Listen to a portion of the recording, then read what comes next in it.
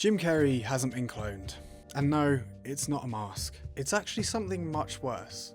The internet has been flooded with comments of people claiming that this isn't Jim Carrey.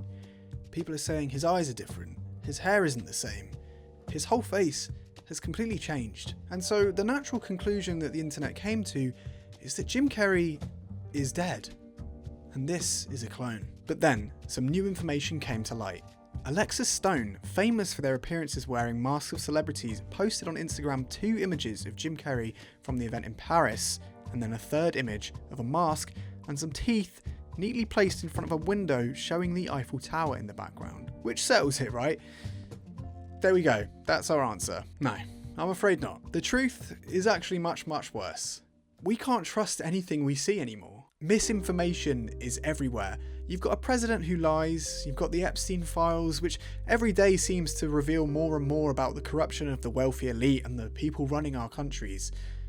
We're in an age of distrust, and I totally get it, but does that mean that everything is a conspiracy?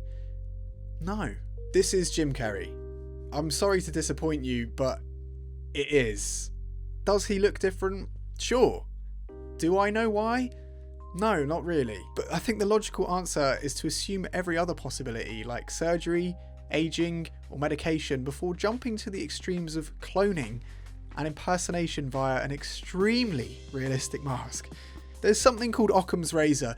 It's a problem-solving principle that states, among competing explanations, the simplest one, the one with the fewest assumptions, should be preferred. And I think the simplest one is that he's not a clone and he's not being impersonated with a mask. And so just because you've seen a post on Instagram of someone claiming to have done the thing, it doesn't make that thing true. And that's the problem. People want to believe it could be anything else other than the truth. They feel like they're being lied to about everything else by governments and the elites, so why would this be any different? Nobody trusts anything they see anymore. So if something or someone looks slightly off or different to what they once knew, then they reject it. And so people see Jim Carrey looking different to how they remember him, and they question it, just like they question everything on the internet these days. They don't take it at face value. And that's a good thing, to an extent. Like, you should question things, but maybe evaluate it, think of every possibility, and find a credible source before making claims. Everyone has been saying that it's been confirmed that it was prosthetic artist Alexis Stone behind this whole thing. But the irony is that they're just taking this one person's Instagram post as fact and a credible source when it's clearly an AI generated image. The very people who claim we are being deceived are being deceived. We've been heading to this point for a while now, and honestly it sucks.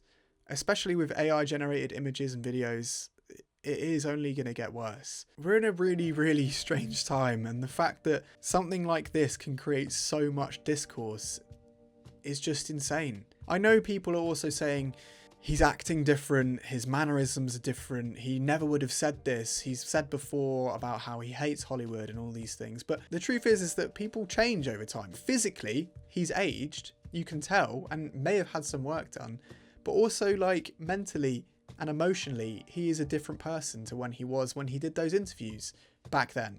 You can say something and then contradict yourself later on in life. You can change your opinion. That is possible. To me, he just seemed like he was actually happy and content, and he just won this award, which was a pretty amazing honorary award. He learned and delivered his whole speech in French, and I think he was just happy. I think he is content. And we should be happy for him, right? It's crazy to me that this is the conversation right now, when there is so much else going on in the world. It seems like there are these things that kind of happen on social media that tend to overshadow the actual importance of the events themselves.